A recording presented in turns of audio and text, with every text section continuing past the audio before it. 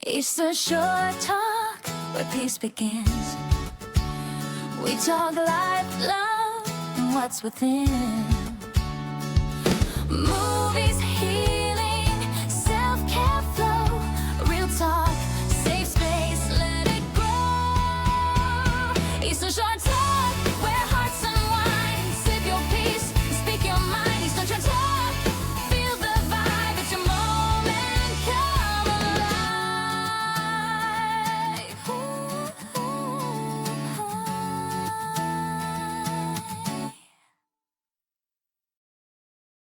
Hello again, everyone. Welcome back to Easter Short Talk, your podcast for all things self-care movies.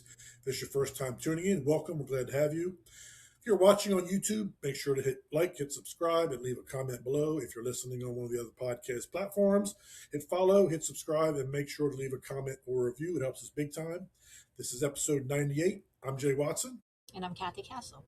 And Cathy and I are very glad and thankful to be joined all the way from the other side of the globe. And from the future is Miss Catia Batalha is joining us from New Zealand, and she's going to talk a little bit about her struggles, her story, and some things she's learned along the way with her self-care. And Cathy, welcome. Glad to have you. That's right. In your world, it is the future. Today, we're on Tuesday, you're on Wednesday, right? That's right. I'm in the future. Isn't it trippy? Thank you so much for having me. I'm excited to have this conversation. So kind of introduce yourself, Katia, and kind of tell folks kind of a little bit about your background, your story, kind of where the path from where you were to kind of how you're now serving with yoga, among other things, and kind of your journey to kind of where you are now, and let folks know who you are. All right, so I'm a psychotherapist. I work very holistically, and I'm also an author and mystic, and I'm at heart a yoga teacher, even though I don't really teach yoga classes anymore, but yoga is my core path, classical yoga, with yoga philosophy and psychology and all the rest, not just the postures, as we sometimes know it in the West. And my story has been, it started off with a life where I felt very disconnected. I felt very angry about what I was perceiving from the world. People were selfish, people were self-absorbed, they didn't care about anyone else, they were mean. This was my perception. Even as a child, I was feeling so disconnected and disheartened. I came from a very strict family that prioritized career and I didn't feel much affection or human connection except from my dad. Just to make things worse, then my dad was away for long periods of time for work, sometimes weeks at a time. And so I felt like the person who could really give me affection would just vanish, from the perspective of a child. It was that love and loss, and also that the lack of freedom, because it was a very controlled environment. Yeah, my mom was a school teacher and my dad was in the military. So it was a harsh environment in some ways, though I had all the material needs I needed. But I grew up very angry, and I didn't have any kind of spiritual framework to help me through anything, any understanding of this is all part of a bigger picture and things are going to be all right. These are just some learnings that you're going through to grow and become a better person ultimately. So I just went down a rabbit hole of the wrong relationships, ultimately I felt so disconnected that I started using coping mechanisms like alcohol just to try and survive that period where I felt so powerless and so helpless to change my reality. But while all of this was happening, I had a thought in mind, like one day I will have my own family and I will create an environment that's very connected and loving and free, and this will all be all right then. I put all the eggs in that basket. And when I was around 27, kind of age, Saturn return kind of age for those that know astrology. It's a very important age in people's lives because, yeah, big transformations happen. And I got pregnant, and that meant the world to me. And that's, my life was then going to change and become everything I ever wanted it to be, and it would all be worth it. And I lost that child. I had a miscarriage, and that was the loss of the my whole dream and my everything that I kind of thought would make things right just vanished in that moment. And it was the crumbling of all the beliefs and all the hope that I had in the universe, which wasn't very much. And it was like burned to the ground. There was just ashes after that, and I was inconsolable. And at that moment, that's when things started to shift, and yoga came into my life. It didn't come before then, and it came then. It's that thing of when the student is ready, the teacher will come, you know? And I guess I needed to really hit rock bottom. And I did. And when I did, yoga came into my life. And not the postures. I actually went into that yoga school just out of curiosity to see what was it about. And I remember still it was a course called The Art of Sacred Love. And I thought, let's see what this is about. And then they started talking about the chakras and the universe and how all the laws of the universe and how everything fits together, the philosophies and psychologies, and how our body relates to our mind and our spirit, our energy, our emotions, how it all fits together, the environment around us. And I was just so blown away by what I was hearing. This was just a morning, you know, and I knew that would change my life. I didn't know exactly how, but I knew that it would change my life. So I started studying in that school. And then we went through a journey of going through the chakras. And the chakras are, I don't know if everyone's familiar with that term, but they're the centers of energy of our being. And each chakra relates to particular emotions, particular parts of the body, particular trends of our mind, and our spirit. So it's quite central to our functioning as human beings. So if you have for example, let's talk about how that progressed for me. The first couple of months we talked about the first chakra, the base chakra, and that's very much about safety and security. That like we have the grounding and the stability to achieve things in life, and it's also related to vitality. So those aspects, and as I started learning about those, I realized I feel completely disconnected from my body. I live pretty much in the mind. I feel disconnected from the environment around me, from nature. I have very little sense of grounding in the land and the environment. And I had body symptoms that showed me that. So I had an autoimmune condition, a pretty serious one that I had for many years. And that autoimmune condition I later discovered when I became a psychotherapist and started studying psychosomatic diseases and conditions. These are conditions that are emotional, but they express through the body. And I realized that our immune system is what protects our physical body. We know that. But what is not such common knowledge is that it also represents how safe we feel in the world, how protected we feel in the world. So if we don't feel protected and safe in the world, our immune system will give us random diseases, as if it were being attacked, but it's obviously not being attacked. The disease I had was like as if I was being attacked by 100 mosquitoes at any given time. It was itchy, it was swollen, it was horrific, and this went on for many years. And the best doctors in the world, which I went to, specifically traveled, just said there is no cure for this. You just cannot do anything about it. We can give you some medication to treat the symptoms, and the medication kind of your body gets used to it, so it stops working after a few weeks. So then you have to change medication, and that's what you'll do for ever, and I was like, wow, okay, let's see what happens. And I went through my own healing process and understanding all these things, how the mind is actually impacting our body and influencing it all the time. And I realized I feel unsafe in the world. I feel highly unsafe. And this is why my immune system is saying something. It doesn't have words, obviously, it has symptoms. And so I went through that journey of how can I feel safe in the world, and what are the behaviors that I have that are keeping me unsafe in the world.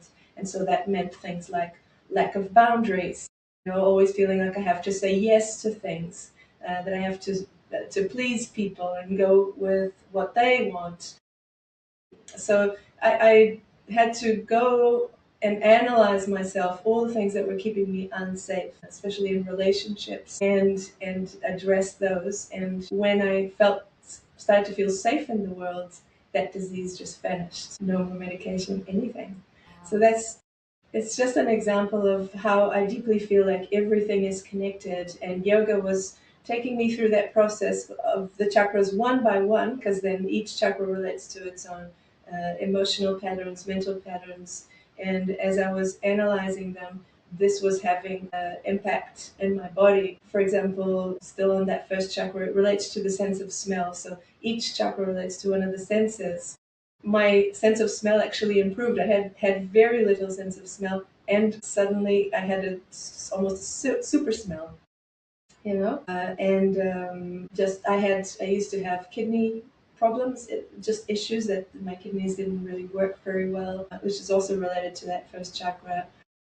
I haven't had kidney problems for more than probably a couple of decades now, So yeah, and that was just the first couple of months, the first chakra, and then we went through the other chakras.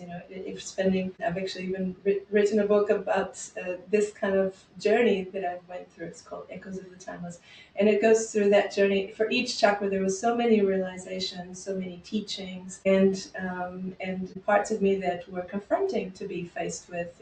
Ways in which I was betraying myself, that I wasn't listening, that I was toxic environments, toxic relationships, and all the rest. And yeah, I had to face them one by one as we went through this journey. And it changed everything about my life. And later on, I was very impressed with all this, and I decided I want to become a yoga teacher and share this with people. I started sharing it with people, and I realized the same is happening for my students. They're going through these changes in themselves. So for me, that's almost like a science, it's repeatable. Like you can do those practices and see the same results in the people. Yeah, I became a yoga teacher for many years. And then I realized that's just not enough. I want to be able to share this with people, and people who are struggling in life. And people who are struggling are often not looking for a yoga teacher. They're looking for a psychotherapist or, any form of therapist. So I changed my career, I gave it all up. I had a good career in IT before. I started from scratch and yeah, studied to become a psychotherapist, and here I am now. Sorry, it was been a long story, but that's how I ended up where I did. So it's interesting, and it's funny when Cathy and I first started this podcast, we thought we kind of had a direction we were going to go. And one of the many things that we've kind of discovered along the way, and Cathy's probably more familiar with this, but being a clinician, was just just how much childhood events get carried forward in some way, shape, or form. And along with that, at least for me, I've kind of discovered, not having any clinical background, um, anxieties and traumas in our life sit within our our physical body. So those two things, as you're telling your story, I'm thinking, not only am I kind of reflecting on my own personal story, but I'm thinking about how the whatever events we carry, we bring with us from our childhood, that we don't have the tools as when we're younger to process, and how because of that they then can manifest themselves, like with you, in a physiological way. And it wasn't until you kind of discovered yoga that you kind of unwrapped the chakras, and how and why they were connected, and kind of sorted that out, which that's just I know Cathy's got some with her massage therapist, Colin Perry, who we've had on a couple times. Cathy's getting more and more familiar with chakras, and the importance and what they all mean. Well, it's just fascinating to me to listen to your story because I'm sure that there are so many people out there that have a similar experience. You just probably described how a lot of people either have felt for a moment in time, or in general that's how they feel. And I think that that can be so discouraging to feel that way, to feel disappointed or discouraged with the universe, and searching for a way to fix it and not feeling like you can or can fix your own life. And then that turns into feeling a bit just complex and unsafe as you've defined it. But I think it's really a whole new set of self care tools that we really haven't explored a whole lot on our podcast about self awareness. I mean, you're taking yoga, which people are familiar with yoga. I'm not saying everybody does yoga, but they understand what yoga is for the most part. But I like how. But not to interrupt you, Kathy, but do they really?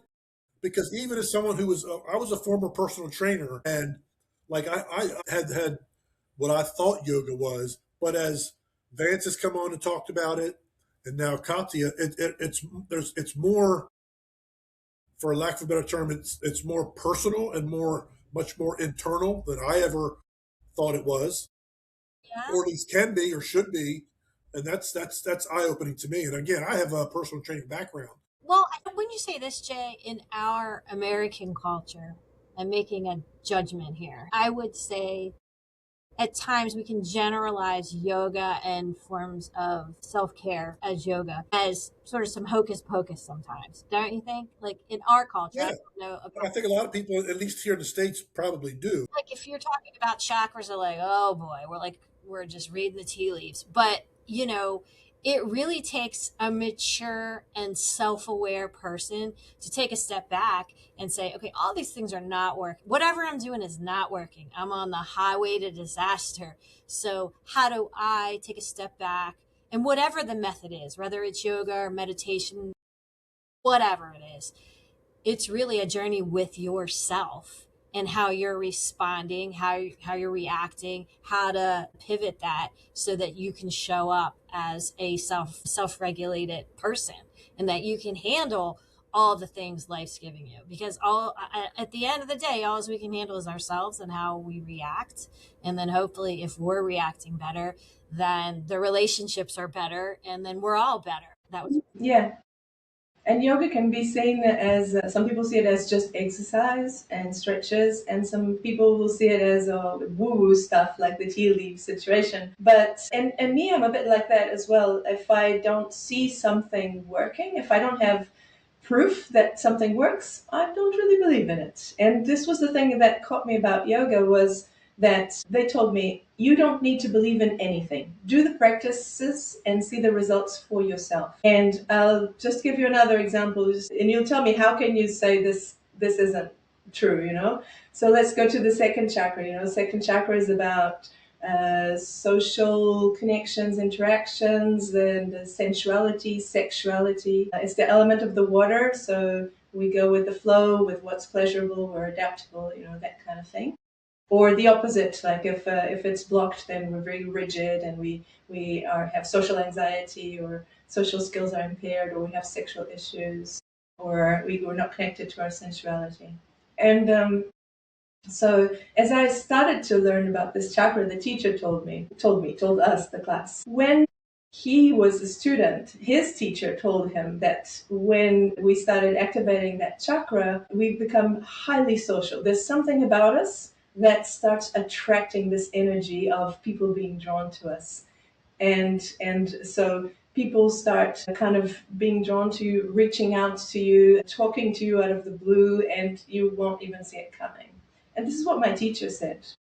And I'm like, okay, I'll keep that in the back of my mind. I don't really believe it, but let's see what happens. And sure enough, people from my life from ages ago, from my almost my childhood, would get in touch. Random people in the supermarket would make conversation and tell me all about their lives. All these things, people were just drawn to me in a way that's unexplainable.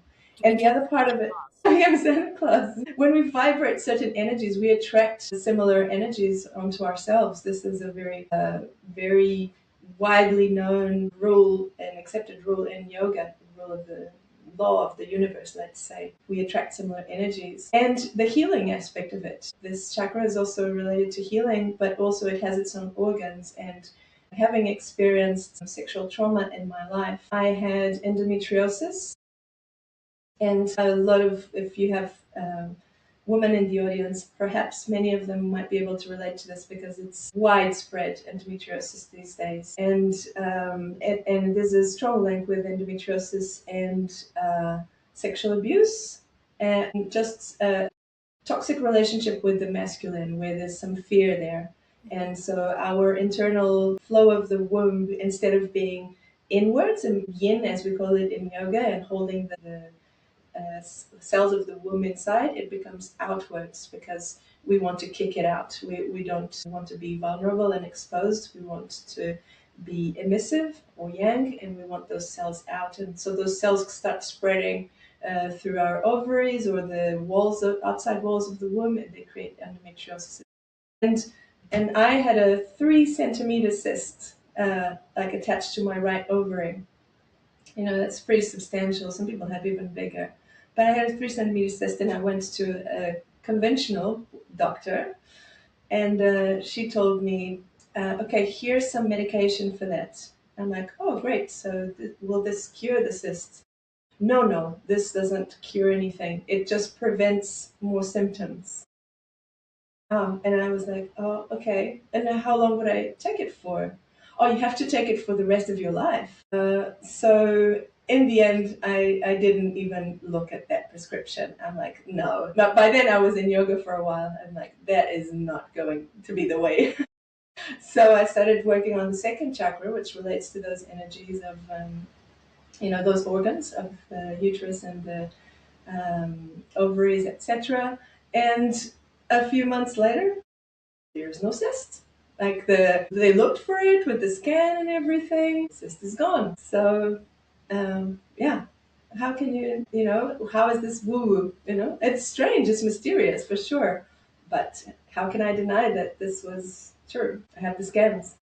That's So so interesting, Katya. You talked about how this chakra being kind of the social chakra, and you were talking about how you were having experiences where you were drawing people socially without even having that intention. And I and although I've never done yoga myself, I've kind of come into a point in my life where I'm kind of that way. I used to be, because of my childhood traumas. I was very self-isolating, anti-social, was very much a loner, up until well into my adulthood, and at times can still be that way. But I have found, having found more peace inward, that that part of me is now more open. Not that I'm the Mr. Social Butterfly by any means, but that's kind of been, that energy is kind of like out there. I'm familiar with the possibility of it, at least, at this time. So I'm going to have to really, I have to like do some research on yoga, because it's, the things that Vance Rowe told us, Cathy, when he came on, and now Cathy with you with talking about. And I love how you've kind of, well, both of you in different with different stories have kind of took some difficulties in life, and kind of through yoga have kind of found self, um, yeah, and kind of have discovered some things that way. So it's just the energy is really, another it's is fascinating. Jay. Another guest we had was Courtney Yes. Moore, who Yep. same. She would say that yoga changed her. Hmm. I'm You gonna know have to what's say, interesting? Cathy, that yoga is probably, although there's still probably some stigmas here in the United States, it's much more. Yeah, There are more and more people getting into yoga. It's kind of more mainstream now than it's ever been, and that's probably true with, and women probably accept it a bit more than men. yes, that's probably true of a lot of the meditation, sound therapy, a lot of the acupuncture, a lot of those things that we've talked about on the podcast are becoming more. They're not as questioned as much. It's still a little bit of a stigma out there, but they're kind of turning the corner a little bit. You know what else I like about what you had to say that I think is hopeful, and I'm not knocking medication. I'm not, because I understand that medication is important for certain things, and it's very important to a lot of people. But what I love is that you decide it for yourself. Like, wow. I mean, I'm somebody that had a cyst on an ovary and had that ovary removed later. I mean, I've had children, and I'm old at this point, but so I could spare losing an ovary. But that was the course of treatment that happened for me. I didn't really think about, was there another way? I just did it, right? Because that was the doctor's recommendation. But I really respect the fact that you paused and you're like, I don't know if I want to be on this particular medication for the rest of my life. I want to try it a different way.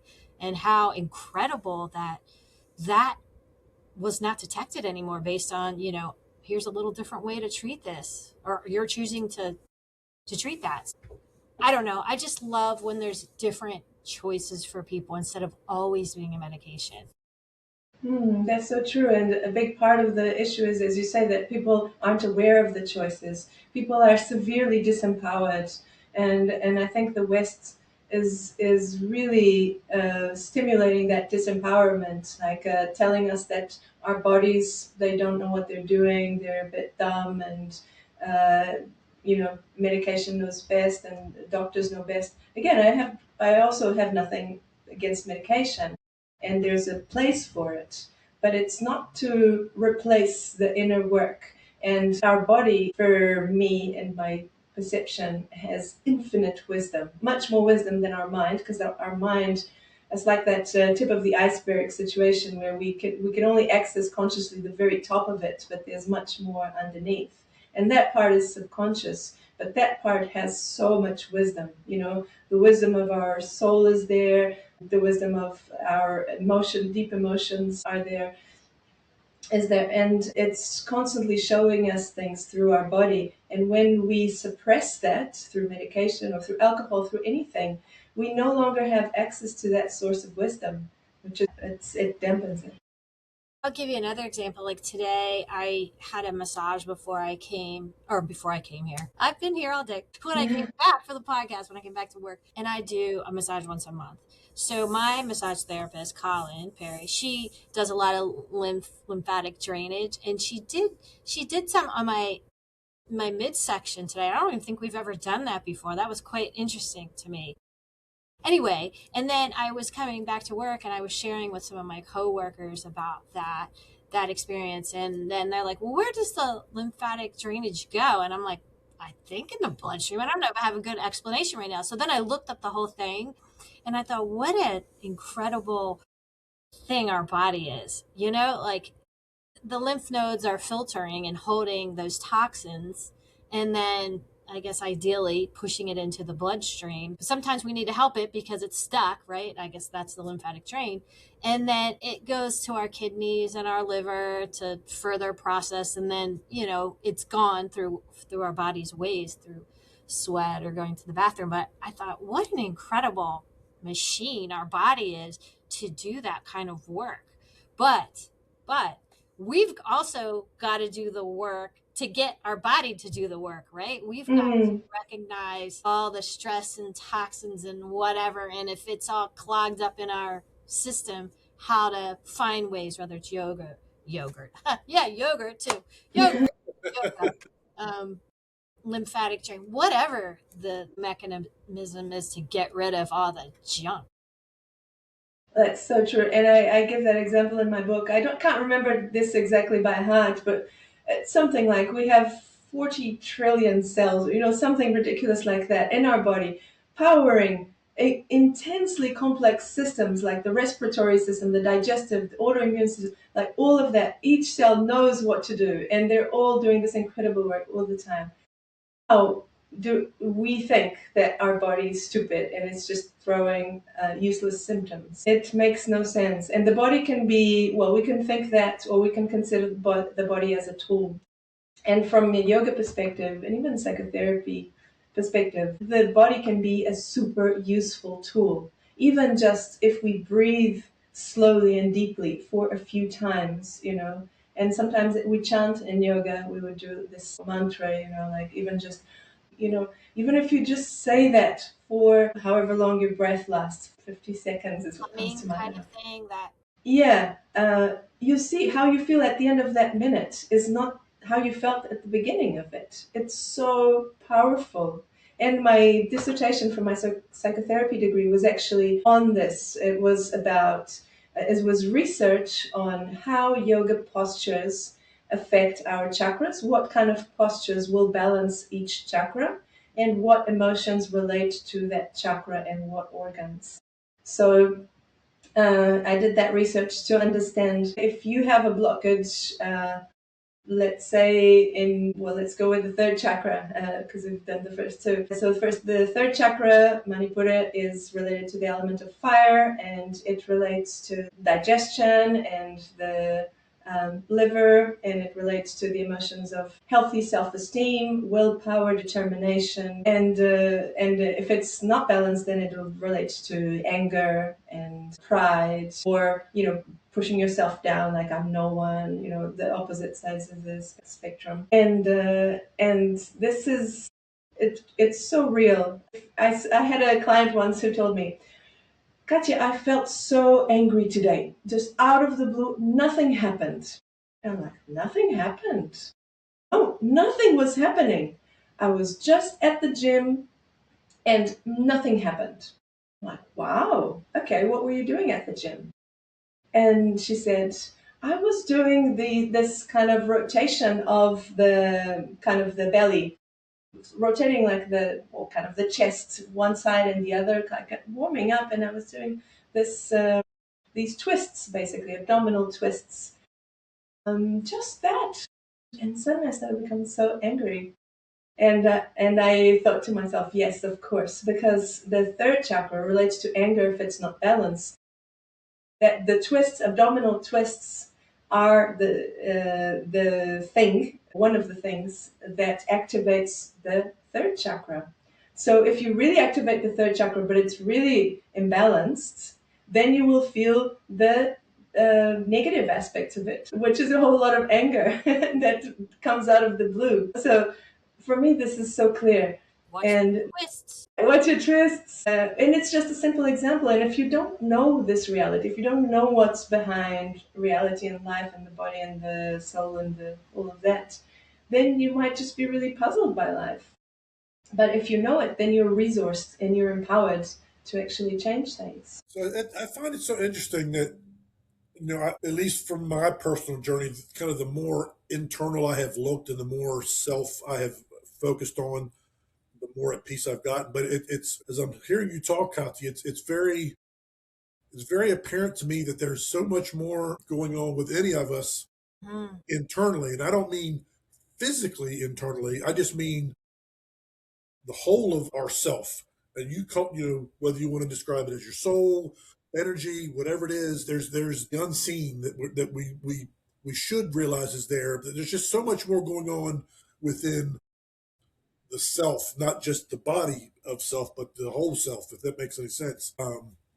It's just so fascinating to me. So something I wanted to talk about, switching gears a little bit, Katya, was I'm very curious as to how, like, self-care, wellness, mental health is kind of how it's kind of perceived in New Zealand. Are there stigmas? Are there things that are very popular in the self-care world over there? What's your what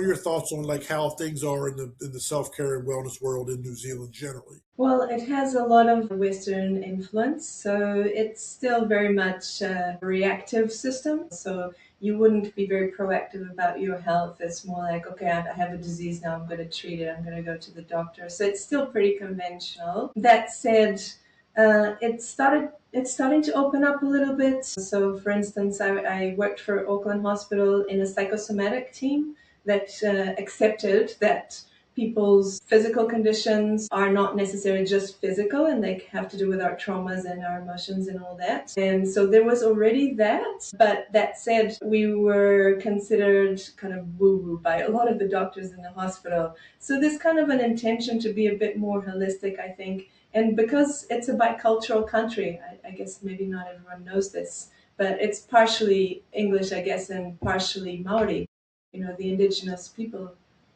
of New Zealand. And so Maori bring a whole other set of dimensions of health that are not necessarily recognized in the West. So, for example, the influence of land and nature in our well-being, the influence of our environment. So, for example, if you live in a city, it's easy to just leak energy, to be drained by all the sounds, all the smells, all the energies of other people around. And that's a major energy leak, versus if you live on an island in New Zealand like me, it's very It's a very nourishing environment, that sustains itself. It sustains me. I don't need to particularly do much more. So that's one dimension. Another dimension is what they call whānau, meaning the family and community around us. It's recognized that we should have a reciprocal relationship with the community around us, where we have a place and we have a role, and these things that we provide, and in return, not even in return, but just in reciprocity, the community also looks after us. So we're not isolated in a nuclear family kind of thing, don't even know our neighbors, but it's more of a collective. We're in a collective, and that's more recognized as a part of health. So, and also the connection with our ancestors, the lineage is recognized.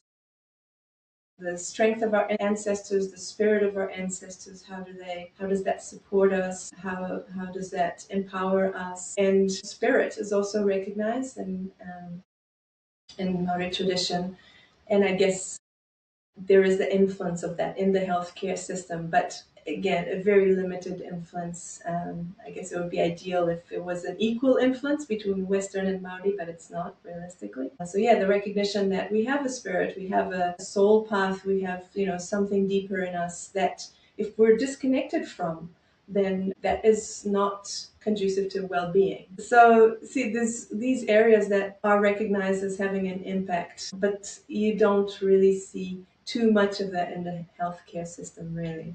But there's a flavor of it. Now, is mental health kind of stigmatized or not talked about there like it is here? Yeah, unfortunately, there is a bit of that. I think it's improving. I Yeah, think same it's here. not. Yeah.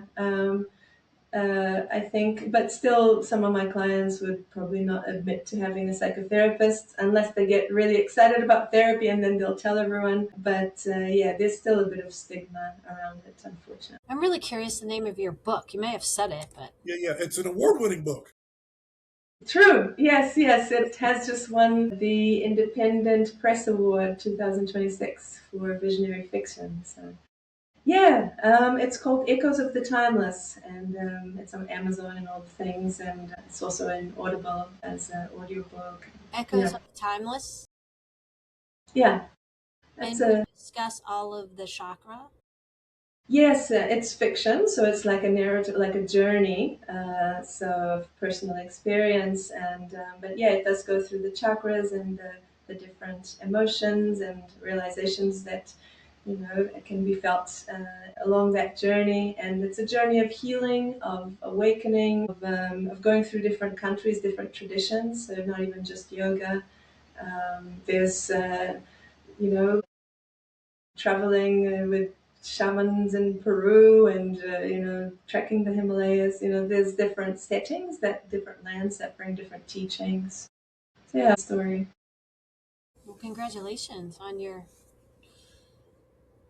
designation, right, of your 2026 award. Thank you, thank you. Yes, that was unexpected. So how long did that take to write? Well, the writing process itself was quick, was just about a month. It Wow. was a huge download, huge Yeah. download. I was just trying to keep up with what was coming through.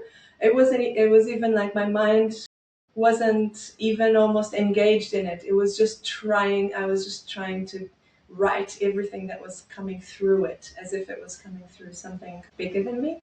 And every day I would just write and write from morning to night. And I would go to sleep thinking, okay, well, that must be it then. Surely I've got nothing else to say. This was very cool, but all right, that must be it. And the next morning I would just wake up, huge download again, trying to keep up again until the evening. And then I would think, okay, now that's it, surely. And this went on for a month. And then after that month, the book was written. And then I went to through many revisions to actually try and make it in proper English. And also, I'm not a native speaker, so it took maybe like 10 revisions to get it to sound reasonable. Yeah, that's the story. Now, it's funny you were talking about kind of some of the New Zealand culture. Cathy, I know you've not seen Lord of the Rings. Have you ever seen the Lord of the Rings movies, Katia? Of course. Well, You they're have from not seen the Lord of the Rings. How could you not see the Lord of the Rings? I think that I hear that a lot. It's probably something I pay some attention to. well, it was, and it. I mean, it's just gorgeous. Once I learned that, I was like, wow, just and you look on a map, and Australia and New Zealand are kind of right next to each other, but the accents are similar. Yet they're Mm. so like the people are so different. Although they're I'm thinking about that, and we could probably say that about U.S. and Canada, where on the surface you would think we're pretty much the same. One just is colder than the other one, but really they're cultural differences, Mm. and we're yeah. So yeah, every time when someone brings up the New Zealand as a country, the first thing I think of is Lord of the Rings and the visuals. Peter Jackson. Now, is Peter Jackson from New Zealand? The director? I don't know, actually. Yeah. He's either from New Zealand or Australia, one or the other. But anyway, just absolutely gorgeous. And Knows that that makes movie was sense. actually I think yeah, New Zealand got known because of the Lord of the Rings. I'm joking about it, but I really think that that's what put New Zealand on the map. yeah. So speaking of movies and such, we'll do a little quick change of pace here and do a little music slash movie trivia. Now, Katya, did you come up with a question or no? With a question? You don't have one, that's okay. No. You can answer ours if you don't have one. That's all right. But I'd like to ask a question. What can I ask about? Music or movies, either one. And you can ask Okay. anything. It can be hard, easy, it doesn't matter. What was the song that most touched you? That most touched me. Ooh, there's been so many. God, there's hundreds of them. Movie or show? I tell you, there's a song, and I meant to bring this up last week when we were talking about what we've been watching lately. Is there's a brand new artist. Her name is Sienna Spiro, and she just performed on the Jimmy Fallon show, and she's got a song called oh gosh, Cathy, I sent it to you. I can't remember what it is, but anyway, it is. Oh, now I gotta. What is Sienna Spiro's new song called? Die on This Hill. It's called Die on This Hill. And I've never, Cathy, you know how I am with music, Yeah. and I've listened. I'm old like you are, even older. And I've heard a lot of music in my day. And I got to tell you, this girl's voice, she's 20 years old. She's from the UK. I've never heard anyone sing with so much pain and conviction and feeling in her voice. Just fantastic. Like Jimmy Fallon was blown away. The crowd gave her a standing ovation. You get a chance, Cathy, listen to I sent it to you. Listen to that link. Yeah, that one. That's because it's fresh. Like it's brand new in my mind. So it's yeah. That's I'd have to say that would be my answer. What about you, Cathy? That would probably change all the time for me. It's probably a Mm. Rick Springfield song. Well, you know what you're gonna laugh, but what I'm listening to some right now was because I was really still am a big Stranger Things fan. So you watch Stranger Things, and my kids have gotten me listening to Joe Keery that played Steve Harrington to his music, which is different, right? But I guess it's becoming more popular since that show is over. So I've been interested in that in his some of his songs and because I'm not always sometimes when it's a different kind of a music genre, maybe I'm like, I don't know about that. But I really have enjoyed listening to some of his music recently. It's funny you say that, Cathy, because that's part of my trivia question. Oh boy. Let Okay. me go first since you brought it up. I'll go first this time because it's a two-part question. Okay. Part one is what is the current number one song on the Billboard charts? That's part one. Part two is what is the most streamed song on Spotify right now? They're two different answers, It is too okay. but I'll just tell you this.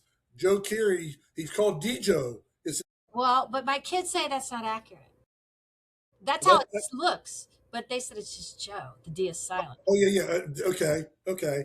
But his song, what's it called? End to beginning or End of beginning? beginning. Yep, that's the number one Spotify streaming song right now on Spotify. Because there's this meme that says a picture of him. It says he, beat the Demigorgons and beat Vecna and dethroned Taylor Swift. Well, it's funny.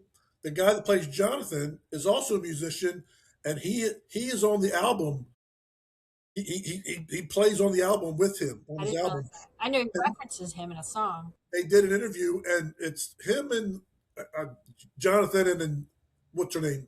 Jonathan's girlfriend on the show, Oh, Nancy, Nancy. Well, she Natalie plays Driver. piano, so they, the three I of didn't know them, that. when they were between filming, they would go to wherever they were staying and do music together. The three of That's them. really cool. They're just So, creative people, all of them.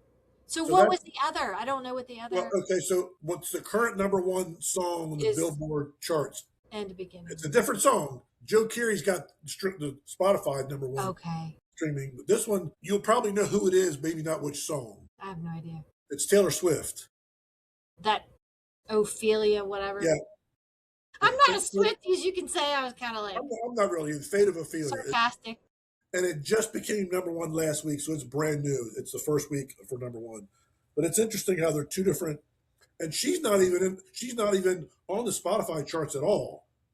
Taylor I'm just Swift. fascinated how this show has affected so many things, you know, as far as bringing old music back and how everything influences things today, whether it's somebody playing, you know, I think a month ago it was people playing a Billy Joel song and a Stevie Nicks song on TikTok that shoved those songs up to high streaming. You just don't know.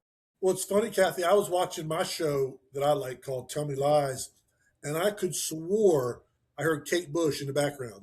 No words, just the music. Right. I'm like, huh. Somebody else picked up on the Kate Bush phenomenon. All right. You want a trivia? Yep, go ahead. What's your question? Go ahead. All right. This is what I learned. January is often considered a dump month, DUMP, a dump month for films. So some films that didn't make it through the holiday season, they released them in January. So I looked up what is the highest grossing January domestic, meaning, you know, United States, blockbuster to date at 90 mil. And we can do this a couple ways, Jay. So the top three, the years are 2010, 2015, and 2016. That's where that lands. Or I could just give you three, and you can tell me. I would have no. I can't. All right, ready? I would have no. I don't have. I'm not good at like what year movies came out. Like I that. So I'm I going have to no- give you the top three, and you can Yep. guess which one would have been number one. Star Wars: Force Awakens, Avatar, the first one, I guess, or American Sniper. Well, Avatar's number one because it's the most grossing ever in the world. So What it's do got to you? be number one. What's that? So what does our guest think? Which one? I guess I couldn't do trivia to save my life, but I would say Avatar.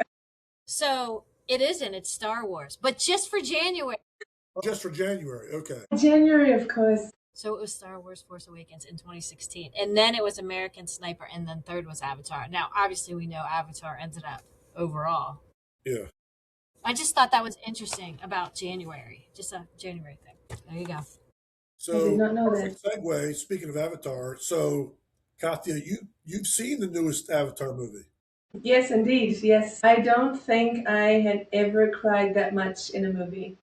Really? Well, that's what happens Really? with Stranger Things. I did not have the same response. No? What was your response? So let me say this first. I like Avatar, but I'm not like a super fan. I go because my kids want to go. So Kathy's got four sons, yeah, 18 to 27, so she gets drug along. yeah. Wow. Yeah, Okay. it doesn't always work in reverse. But anyway, I think my response, I'm curious of what had you crying in it. I want to see how cold I am. Yeah, but you blubbered in Stranger Things. I know. I like dumped like, paper towels of tears. I guess it touches on things that are really dear to my heart. So, for instance, it has the theme of help will come when you need it. And this is something I don't find in the world very much.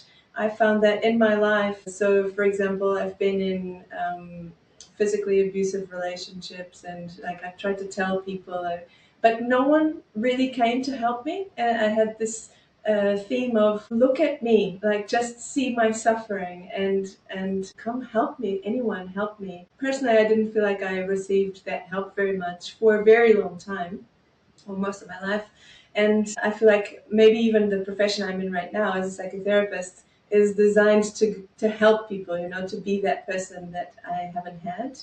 And that movie is just so touching in that respect with someone stands up for their values and they'll put themselves in a dangerous situation because it's the right thing to do, willing to lose everything in that moment because their life doesn't matter. What matters is to stand up for what's right, and they do that knowing that they will die in that moment, but then help comes and they don't die. This is so touching for me. And the theme of ancestors and tribal medicines and, like the how the earth is alive and sacred and plays a role in helping us and healing us and will come to our help if, in many ways. I don't know. I just thought it was really touching, all of that. So now that we all realize that I'm cold and insensitive and haven't dug deep into my emotions. But this is the thing. I love that I had one approach to it, which was, and then you had a different approach to it. But that's why Jay and I talk about movies and streaming as a form of self-care, because this is exactly the point right here. You and I both saw the same movie and had different reactions to it. And that's the whole point of this, is that there's, all movies and streaming are different. There's different points, but Jay may watch something where he's like, God, that really got to me. It made me think of X, Y, and Z. Or I may have watched, I keep using Stranger Things. So it probably connected me to a time where it was hard for me to say goodbye to, and I relived it through that show and that music. But this is the whole point. It's connection. It's us relating to past, present, future. It's making us think, and it's bringing emotions out and reactions out in us. And that is the whole point of why we think it's so important to talk about. But you both, in different ways, it was self care for both of you. Cathy, you were entertained for 2 hours, and Three. there's value in that. Your mind was away from the stresses for 2 hours, even if it was just a distraction. There's value there. And Katia, you connected and self reflected. And I tell you what, when I am moved emotionally by whatever it is, TV or movies or streaming, it's because, like you said, it's I've not experienced this wonderful thing that I'm watching, or I wish I had felt that, or I wish the world was more like that. Like with You say that Ripple, a lot. yes, with Ripple, the show Ripple. And I'm like, these relationships with these people, yes, they're sad things, but how they get connected is wonderful. We don't see that. I want the world to be that, and I connect to that because I didn't have those things. So I'm like, yes, it exists. I feel hope for the little bit of time that I'm watching. So yes, you know, You need to go back and do her chakra work and see how you. so it was funny when Cathy talked about Stranger Things. It was the other way around. Normally, I'm the one who connects emotionally to a lot of things. I mean, there are times when I watch something, I'm like, oh, that's okay, and I'm entertained. But I get more emotionally connected more often than Cathy does. So when the Stranger Things thing happened, she kind of really, like, she made up for all the lack of emotion on all the other stuff that she did. And she's good. She's caught up.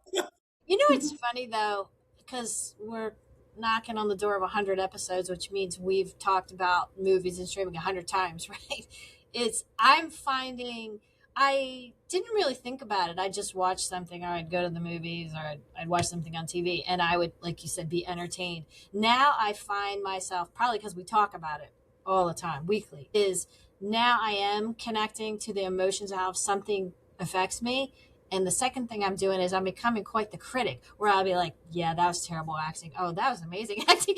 I'm starting to bring the Jay Watson to the there, and I'm like, what is happening to me? But yeah.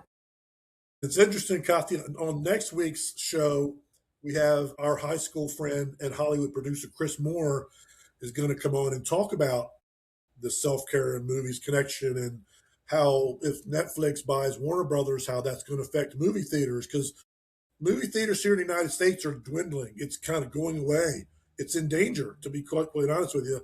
There are fewer and fewer people that are going to the movie theaters than there ever have been, and it's at a crossroads. And Jay, did you yes, see the clip? I had it, Joe Rogan with Matt Damon and Ben Affleck, and they were talking about how different it is to write for streaming than it is for movies. I thought that, how they have to talk about the plot yeah, throughout the show because they figure people are going to be on their phones and not people paying are attention. so Yeah, distracted. I thought that's going to make you absolutely nuts if you see that. Hmm. our friend Chris Moore, who's going to be on next week, is friends with Ben Affleck and Matt Damon. They did a movie together years ago, Good Will Hunting. Yeah, so yeah, I can't wait to talk to Chris and really dive into this self care and movies thing like we always do. And yeah, Yeah, it's interesting that you should mention that, Jay, because I feel like I really agree with that. And I think that self care can be seen as a state of mind, not necessarily something that you do, but an approach you have to life. it's both.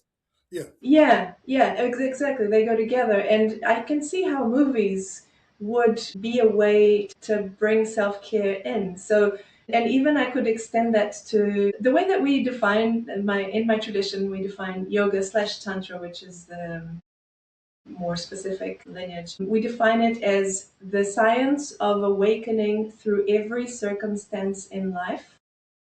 So it's like using, for example, this movie. You can just look at it, with your brain off, or you can look at it and reflect on what's meaningful to you, what can that add to your life, how does that represent what you want. You can see anything in life as a way to look after yourself better, connect with yourself better, understand life better. And for me, that's self-care. All of this work that we're talking about with the chakras is self-care, because ultimately it will lead you into a more peaceful, fulfilling, joyful life. So what else is self care? Wow. I like to define self care in two categories. There is those things directly that build, strengthen, and nourish our mind, body, and soul. Whether it's you go to the gym for exercise, you go to church for your soul, you go to a therapist for your mind. And then there's the what I call the mindset shifters, the things that you just enjoy doing, and even if it's just a distraction for 10 minutes or whatever it is, or it's pottery or gardening or going to the movies. It's taking you, even at a bare minimum, it's taking you away from whether it's work stresses or personal stresses. And I tell you, I really discovered it several years ago. I was going through a difficult breakup, and I decided I was going to start going to the movies every Friday night, and I pretty much maintained that for the most part until here recently. It was just a distraction at first. I'm like, I just want to get out of the house, take my mind off things, and go to the movies.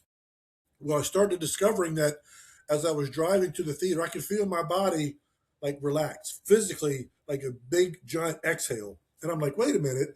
And then as I've gone down this, my healing journey and discovering through the podcast and through talking to different people and just becoming more self aware, the whole self care in general, how everybody's is a little bit different. And movies for Cathy and I, and a lot of people, is that thing for me. So it just kind of made sense to kind of, it can be, sure, I'll go to a movie and, you know, it's kind of so, and I was entertained for 2 hours, but my mind shifted. I wasn't thinking about work anymore for 2 hours. So it served its purpose that way.